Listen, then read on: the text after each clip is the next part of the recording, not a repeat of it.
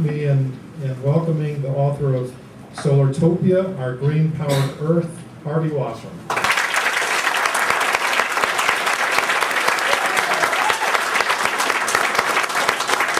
Thank you. It is an honor to be here at the Miami Book Fair, and I'm certainly honored by all of your presence. I appreciate it so much. And Mary, our wonderful Mary Barley, has brought her goddaughter, who's also my daughter, Shoshana, here.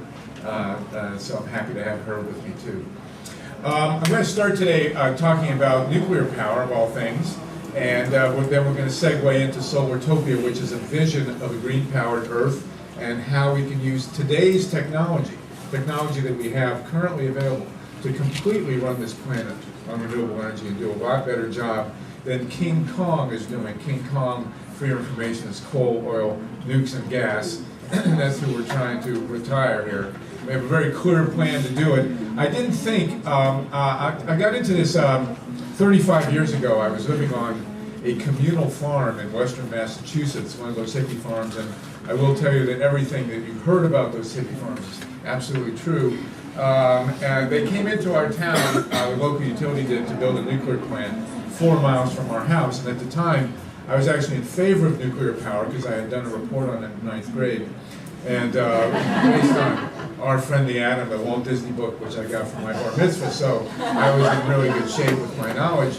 But they came in and we looked at this nuclear plant, and for various reasons decided that we didn't want it in our town. We organized and we stopped them. And the place where they were going to build the nuclear plant is now actually a nature conservancy. And Blue never came in. It is an aquifer, actually, essential to the health of the Connecticut River. And not only did we save the Connecticut River, but we also saved the utility company about $7 billion, because nuclear power is a 50-year proven failure. And in 1979, to sort of culminate that era's anti-nuclear movement, we held a series of 5 concerts in Madison Square Garden with Bonnie Raitt, Jackson Brown, Crosby, Stills, Nash, Graham Nash, Carly Simon, and a lot of other great entertainers. And then we had a rally of 200,000 people with Bruce Springsteen, and thought we had pretty much buried the nuclear power industry. The problem is, how do you bury it? How do you drive a stake through the heart of an industry that doesn't have one?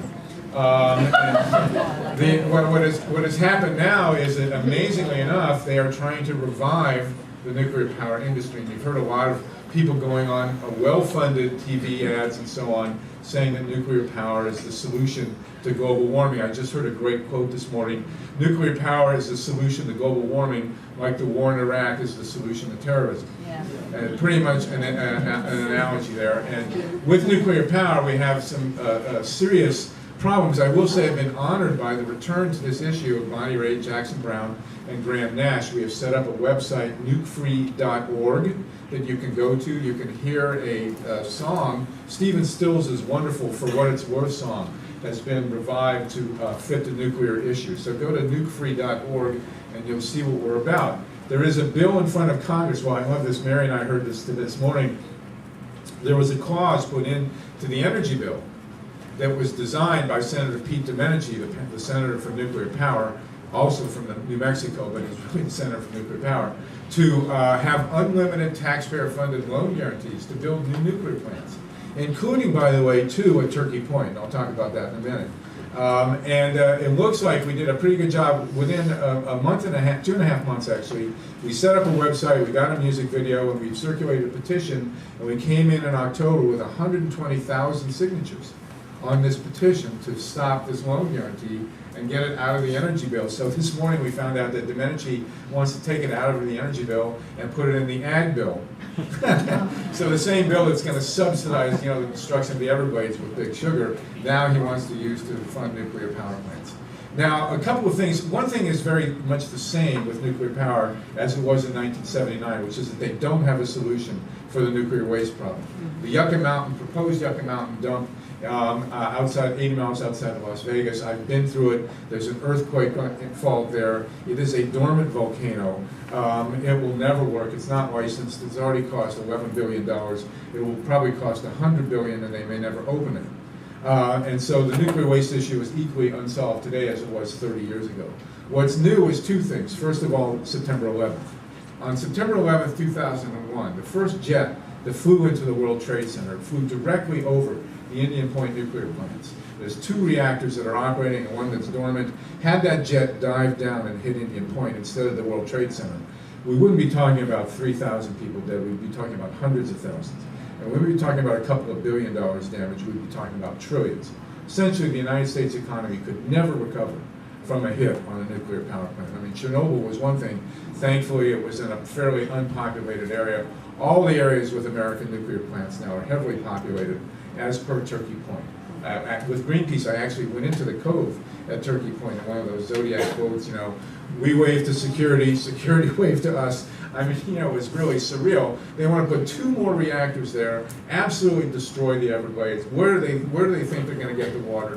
Where is the gravel going to come from? It's absolutely insane. We're in the Sunshine State here. The idea of building 2 more reactors anywhere in the state is ludicrous, let alone Turkey Point. And so, you know, the Everglades Foundation and other organizations, I hope, Audubon are very aware of this thing, and we have to stop these reactors from being built. What's also changed since 30 years ago when we first did these concerts is the renewable energy industry. And that's what this book, Solartopia, is about. Now, when we first started arguing against nuclear power back in the 70s, we said, well, basically, if they wouldn't put the money into nuclear and instead would put it into renewables, into solar, into wind, into tidal energy, geothermal conservation, then maybe we could you know, have a renewable-based economy. Well, we were kind of talking through our hats because you know, the science sort of was there, but certainly the industry wasn't there. There was a renewable energy industry. It was very, very small. Starting in California, it was starting to take off. Governor Jerry Brown had tax credits which prompted the building of 17,000 windmills. But you know, it was pretty funky. Today, 30 years later, the renewable energy industry is the #1 prospect for a growth industry in this country and the world, and it is booming. And the reality is, and one of the strangest things about this is that FPL Energy, Florida Power and Light's parent company, is actually the leading developer of windmills in the United States, of wind farms. That 50% of the wind farms built in the United States today have been developed by FPL Energy.